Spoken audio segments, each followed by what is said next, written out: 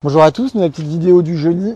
On est en novembre, il pleut pas trop, il fait froid, il fait pas si froid, les sols sont pas gelés, égal, on peut planter.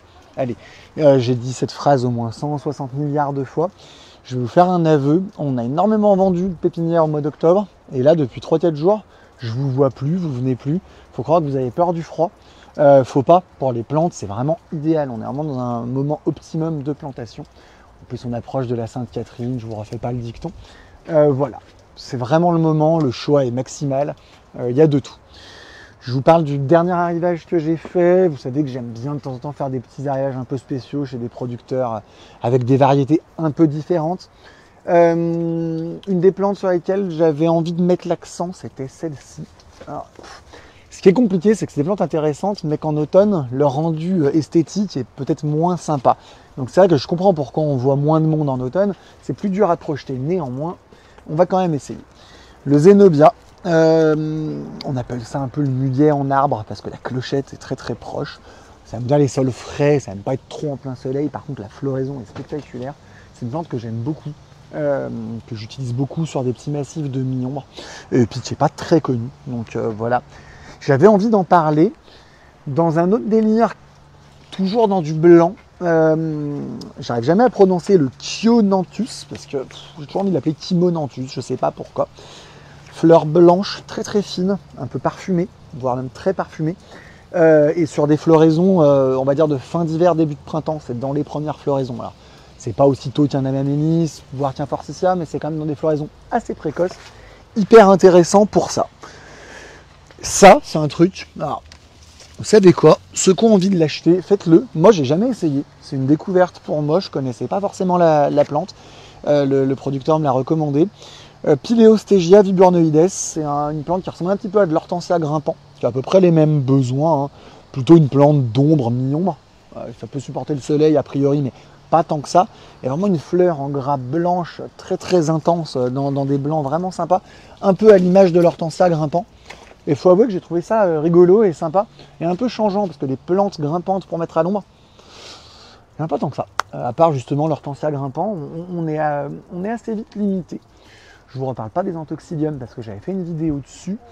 J'ai trouvé pour ceux qui m'en demandaient du Russe Tiger Haze. Le russe, c'est ça, alors ouais, bon, je sais. Hop là, magnifique. Non, vous êtes nombreux à me demander des érables du Japon. Donc le feuillage très fin, très découpé. Bon, les photos, ça ne peut pas rendre justice. Si vous voulez voir des photos, on va dire, sur vos écrans et tout, vous me demandez, je vous réécrirai le nom. Russe, R-H-U-S, Tiger Haze. Donc c'est un feuillage très fin, comme l'érable du Japon avec ses feuillages fins. Ça monte beaucoup plus en colonne. Il faut savoir que le russe, c'est une plante qui est invasive à la base. En fait, il y en a de partout. Si vous allez notamment dans l'Ain, sur le secteur de Quincieux, il y a des endroits qui sont envahis de Russes. Et alors pourquoi je vous en parle? Parce que le Tiger Haze ne l'est pas invasif. Du coup, c'est vrai que ça permet de contrebalancer ça. Très découpé, qui vire au rouge, enfin au jaune d'abord, orange, rouge.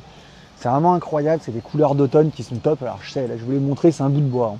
Désolé. Je vous montre un dernier truc qui est plutôt par là, que j'ai vu. Parce qu'en fait, vous êtes nombreux à vouloir du ginkgo biloba dans vos jardins. Alors, très bien, mais le ginkgo biloba, ça devient gigantesque. Le ginkgo biloba, c'est cette plante qui est une plante préhistorique. Enfin, on en aurait des exemplaires qui seraient les plus vieux arbres du monde, qui résistent aux radiations. C'est les premières plantes qui repoussent après Tchernobyl. Autant dire que si vous êtes une catastrophe en jardin, normalement, ça ne meurt pas. Par contre, c'est des arbres qui peuvent atteindre 20, 25, 30 mètres. Bon, là, celui-là présente pas forcément très bien, pareil, il perd un peu ses feuilles, mais c'est la variété américaine. C'est une variété qui est beaucoup plus petite, elle ne dépassera jamais 2 mètres. Et encore, il y a des chances que je sois mort avant qu'elle atteigne 2 mètres. En général, on parle d'une hauteur d'1 mètre à 10 ans, pour vous donner un ordre d'idée.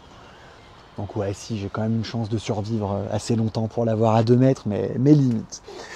Voilà, dernier truc, je crois que j'en ai déjà parlé, mais tant pis, je trouve ça trop beau.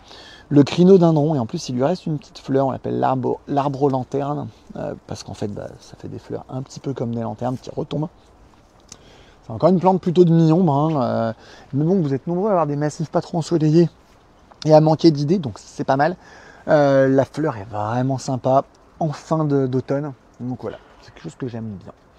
Bon, j'ai quelques agapantes, j'ai rentré beaucoup de mimosas. Vous avez été nombreux à me demander le mimosa. Ça y est, je les ai rentrés, ils sont arrivés. Voilà, j'ai fini.